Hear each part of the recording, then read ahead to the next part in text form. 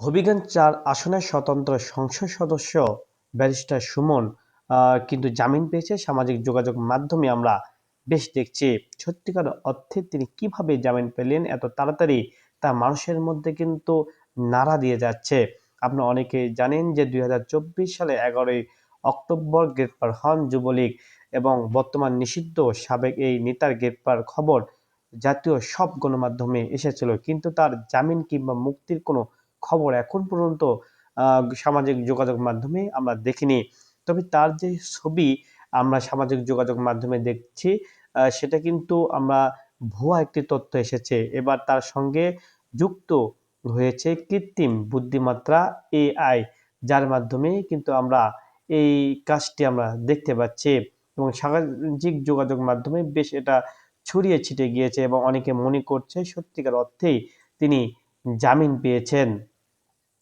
Barrister Suman কিন্তু যখন দল থেকে তাকে কিন্তু নমিনেশন দেয়নি, তখন কিন্তু সে স্বতন্ত্র প্রার্থী হয়ে কিন্তু নির্বাচন করেছে এবং ভোটে কিন্তু তিনি জয়লাভ করেছেন। ২০২৪ সালের বৈষম্য বিরোধী ছাত্র আন্দোলনের সময় সংঘটিত হত্যাকাণ্ডের একাধিক মামলার কারাবন্দী সাবেক এই সংসদ সদস্য ব্যারিস্টার সুমন জামিনে মুক্তি পেয়েছেন দাবি করা ফটোকে তার ছবি সামাজিক যোগাযোগ মাধ্যমে তুলে ধরা হয়েছে। তবে এই কথা এখন পর্যন্ত সত্যি না। তবে বলা হয়েছিল যে এখন পর্যন্ত তিনি কিন্তু জামিন পাননি। তবে আওয়ামী লীগ নেতা অনেক আমরা দেখেছি সামাজিক যোগাযোগ মাধ্যমে তারা কিন্তু ইতিমধ্যে জামিন পেয়ে যাচ্ছে। বিশেষ করে নারায়ণগঞ্জের সেই আইভী কিন্তু ইতিমধ্যে জামিন পেয়েছে ৫ টি মামলায়।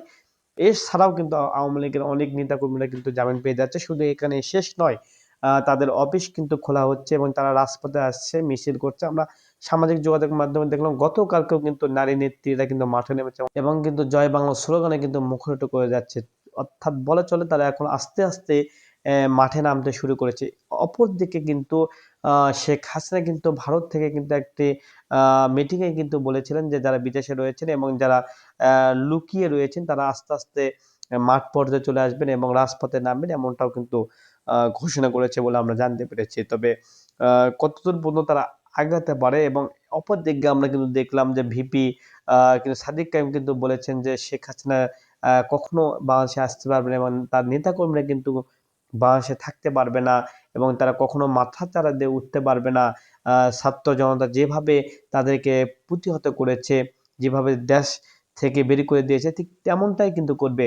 সুতরাং তারা যদি মাথাচাড়া দিয়ে উঠতে চায় তাদের কিন্তু প্রতিহত করার জন্য তারা প্রস্তুত রয়েছে। তারা যেভাবে জুলাইয়ে জীবন দিয়েছে, ছাত্র জনতা আন্দোলন কিন্তু তারা ভালোভাবে জানে। সুতরাং তারা যেন মাথাচাড়া না দিয়ে থাকে, এমনটাই কিন্তু বলে যাচ্ছে। তবে বিএনপি সরকারকেও বলছে, উল্লেখ করে বলছে তারা কিন্তু তাদেরকে আশ্রয় দিয়ে যাচ্ছে।